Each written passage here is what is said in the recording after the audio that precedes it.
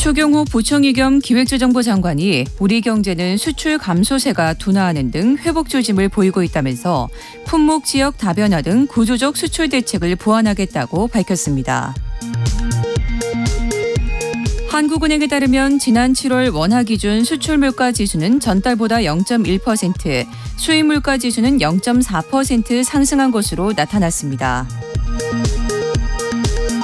국토교통부는 기아자동차, 현대자동차, 메르세데스 벤츠코리아 등에서 제작 또는 수입 판매한 39개 차종 13만 6천여 대에서 제작 결함이 발견돼 자발적으로 시정 조치, 리콜한다고 밝혔습니다. 월스트리트 저널 등에 따르면 현지 시간 16일 미국의 10년 만기 국채 금리는 4.258%에 마감해 종가 기준으로 2008년 6월 이후 15년여 만에 최고치를 기록했습니다. 지금까지 라디오 정보센터 뉴스 정원나였습니다.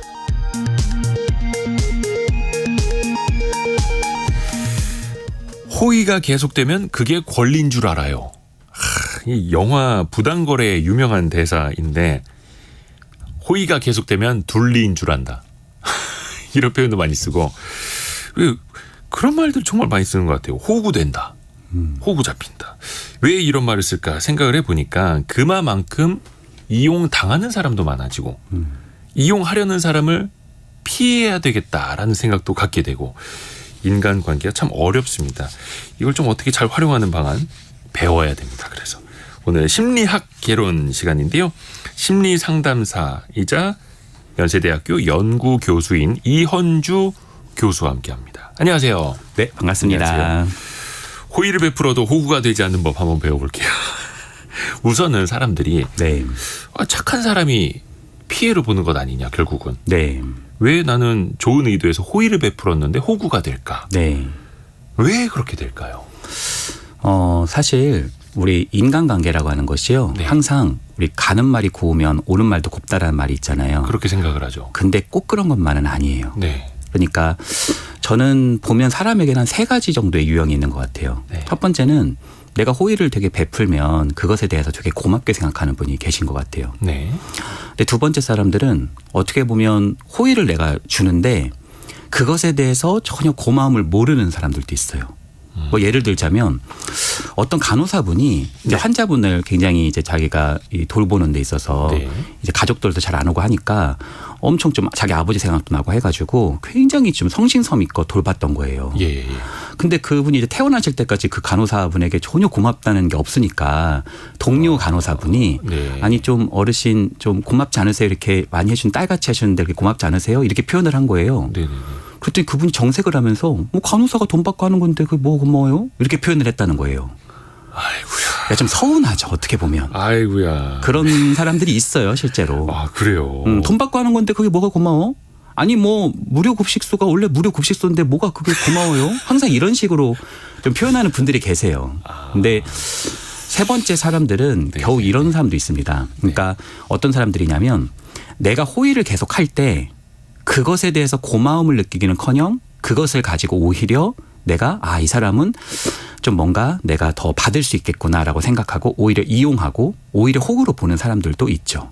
저는 사실은 무엇인가를 주는 사람들이 문제라기보다는 우리 사회에서 이 사람 뭔가 주니까 내가 더 뭔가 이 사람에게는 얻어내도 되겠다라고 생각하는 사람들 때문에 어떻게 보면 이런 문제들이 더 일어나는 것 같습니다.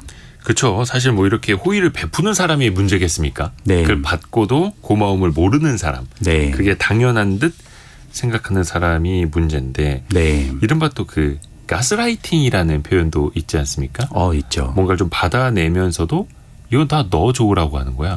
너 잘 되라고 하는 거야. 이것도 구분을 좀 해봐야 되잖아요. 그렇죠. 이게 진짜 가스라이팅인지 아닌지도. 그러니까 뭔가 급박하게 뭐 예를 들어서 이거 프로젝트인데 이거 내일까지 좀 어떻게 좀 써봐. 이거 쓰면 되게 좋은 일이 있을걸? 이런 식으로 뭘 보내요. 프로젝트 카톡으로. 문서 하나 딱 보냅니다. 되게 좋은 일이 있을 거라고. 그래서 그냥 간단히 쓰면 된다고 하는데 켜보면 그게 써야 되는 게 밤새서 써도 쓸까 말까예요. 그런 거 잘 보면요. 이름 같은 게 잘 안 써 있어요. 이름이요? 그 앞에 누가 가장 그 프로젝트의 수혜를 받는 이름에 가장 앞에 있다든지 제안자가 누군지 이런 게 잘 안 써 있어요. 이거 일 시킨 사람이 공을 가져가고. 그러니까 다 써놓으면 나중에 그 이름을 넣는 거 이제 자기의 이제 몫인 거죠. 아이고야. 그러니까 그럴 때는 잘 따져봐야 되는 게 항상 어떤 일을 시작할 때는 그래 나한테도 뭔가 커리어에 도움이 되지 않을까 해서 그냥 덥석 물고 가기보다는 최종을 다 했을 때 최종 결과가 됐을 때 가장 이득을 보는 사람이 누군지를 면밀히 따져보시는 게 되게 중요합니다. 그래서 내가 이득이 거의 없다. 만약에 나는 여기서 그냥 글만 쓰고 거의 빠지는 거다라고 한다면 첫 시작부터 그것을 어느 정도의 포션을 할지를 정하고 시작하는 게 되게 중요할 수 있어요. 약간 계산적일 수는 있겠지만 그래도 내가 다치지 않는 선은 미리 좀 설정을 해보는 거예요.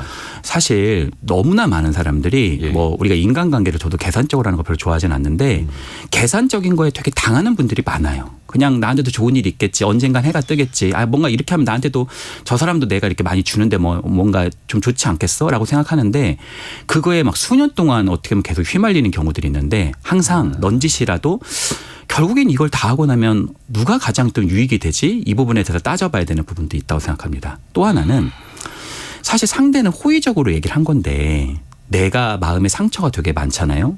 그러면 나 스스로가 되게 예민해져서 상대의 호의를 호의로 못 느끼고 오히려 상대의 말을 되게 왜곡할 수도 있습니다. 우리가 왜 지하철을 탔는데 발등에 뭐 상처가 많아요. 근데 누가 발을 밟으면 평소에는 그냥 지나쳤을 수 있는데 악소리 나면서 되게 화가 나잖아요. 그러니까 약간의 좀 불편함도 더 크게 증폭해서 느끼고 그렇죠. 어떤 면에서는 정말 그 사람이 나를 챙겨주려고 한 말인데 좀 예민하게 받아들이고 그럴 수도 있어요. 그럴 때는 자기에 대한 어떤 돌봄과 또 스트레스 관리하는 것도 되게 중요한 포인트가 아닌가 생각합니다.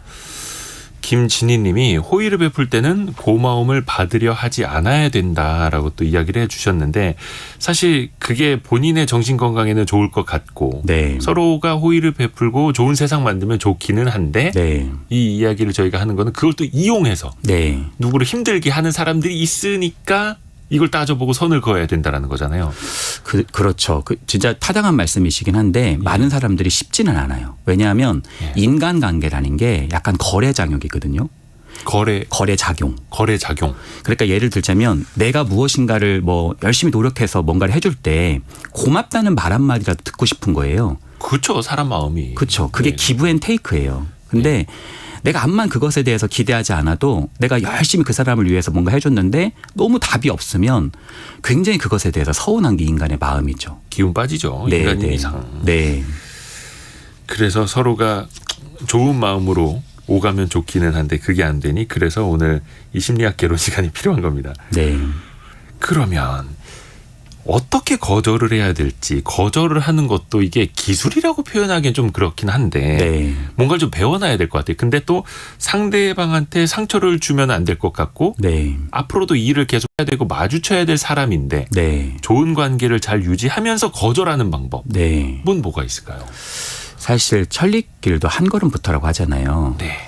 거절을 되게 힘든 상황, 소위 내가 거절하기 좀 어려운 상황을 거절해보는 연습을 하는 것은 어떻게 보면 좀 불가능할 수도 있어요. 내가 처음부터 거절을 잘하는 사람이 아니라면 어려운 상황에서 거절 연습해보기 이거 쉽지 않을 수 있거든요.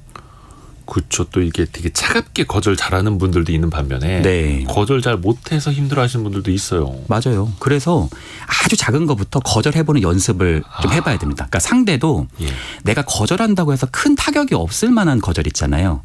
예를 들자면 우리 점심 같이 먹으러 갈래요? 저 사람은 점심 같이 먹을 사람들이 많아요. 근데 내가 오늘 점심 먹기가 좀 힘들어요, 같이.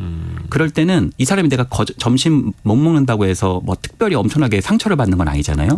그럴 땐 일부러라도 내가 좀 마음이 내키지 않으면 오늘 제가 좀 일찍 다른 사람과 만나야 돼서 점심 먹기가 좀 어려워요. 라고 표현을 해주면서 그것도 내가 좀 마음에 걸리면 근데 제가 금요일 날은 괜찮으니까 그때 같이 먹죠. 라고 대안을 또 얘기해 주는 연습을 너무 시리어스하지 않고 편안하게 자꾸 연습을 해보는 것을 내가 쌓아나가야 됩니다. 그래야 조금 큰 거절도 해볼 수 있는 그러한 유연한 자세가 또 그런 근력이 길러진다고도 말씀드릴 수 있어요.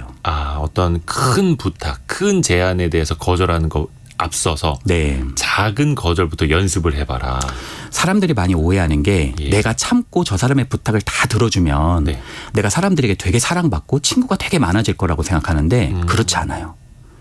인간관계는 마라톤이어서 계속 참을 수만은 없거든요. 예. 그리고 제가 사람들 이렇게 보면은요. 제가 사람들을 만나는 직업을 이렇게 가져서 많은 사람들을 보잖아요. 그러다 보면 결국에는 자기가 가지고 있는 욕구라든지 아니면 자기가 가지고 있는 바램들을 건강하게 표현할 수 있는 사람들이 오히려 더 인간관계가 풍성한 경우를 많이 봅니다.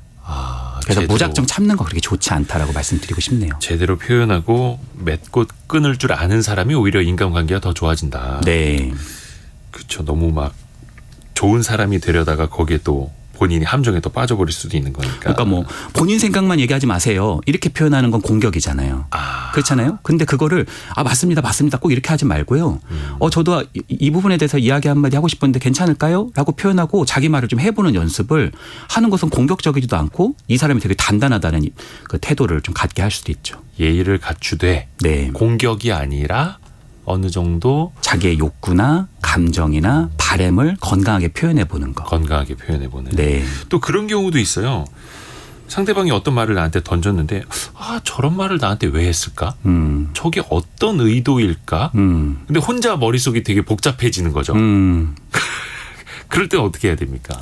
그럴 때요. 사실 웬만한 거는 유연하게 넘기는 게 좋은데 네. 진짜 싸하고 이게 반복돼요. 근데 내가 문제 제기를 하면 왜 이렇게 예민해요? 뭐 이런 식으로 받아들일 수도 있단 말이에요. 예를 들면 이런 거죠. 아까 회의 때 얘기하는 거 보니까 약간 개그쇼 같았어요. 라고 표현하는데 개그쇼라니 좀 너무 무례하신 거 아니에요? 이렇게 표현하면 이건 좀 재밌었다는 얘기예요. 왜 이렇게 예민하게 그러세요? 이럴 수도 있잖아요. 네네네. 그러니까 그럴 때는 그 사람에게 의도와 맥락이 무엇인지를 오히려 역으로 물어보는 게 좋습니다. 개그쇼라고요? 그게 무슨 의미예요? 라고 물어보는 거예요. 그러면 오히려 그 사람이 그것에 대해서 변명과 오히려 그 사람이 그것에 대해서 설명을 하느라 수세에 몰리는 건 그쪽이 돼버립니다. 네. 그러니까 내가 너무 그걸 예민하게 받아치지 마시고 내가 잘 모르는 맥락들을 이렇게 얘기한다. 머리 스타일이 되게 특이하다. 이렇게 하면은 특이하다는 게 무슨 의미야? 라고 물어봐 주시는 게 훨씬 좀 건강할 수 있어요. 근데 그것도 특이하다고? 이게 아니라. 그렇죠. 그래? 특이하다는 게 무슨 의미인데? 그렇죠. 약간 이렇게 감정 상하지 않게 네. 살짝 부드럽게 되받아치는 거네요. 그렇죠. 그러면 그 사람이 그것에 나쁜 의도가 아니라 좋은 의도인 것을 설명하기 시작을 할 거예요. 그러면서 또 하나는 이 사람이 생각보다 만만치 않구나 라는 것도 볼 수 있죠. 그렇네요. 이재원님이 거절도 연습이 필요하네요. 제게 참 필요한 조언입니다. 작은 것에서부터 거절 연습을 해봐야겠어요. 라고. 네. 그리고 또 이거 한 방에 또 급발진하시면 안 됩니다. 또 네. 이거 안 해보던 사람들은 네. 실수할 수도 있으니까. 네. 이거 가까이 있는 사람한테부터 연습을 해야 됩니까? 그렇죠. 당신 어디야? 왜 이렇게 안 와? 도대체 당신은 뭐 하는 사람이야? 이렇게 표현하기보다는 당신 좀 일찍 들어와서 저녁 한 끼 같이 먹었으면 좋겠어. 라고 내 건강하게 욕구나 내 어떤 바램을 표현해보는 연습을 해보는 것이 괜찮아. 그냥 늦게 와. 괜찮아. 이렇게 표현하는 것보다 훨씬 나을 수 있다. 그게 오히려 장기적으로는 관계에 훨씬 보탬이 될 수 있다고 말씀드리고 싶습니다. 이현주 교수님이 연기가 좀 되네요.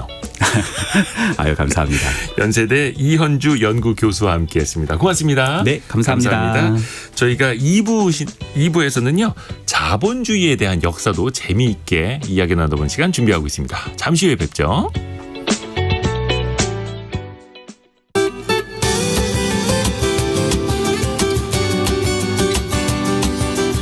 KBS 장애인식 개선 캠페인 서울장애인 근로자 지원센터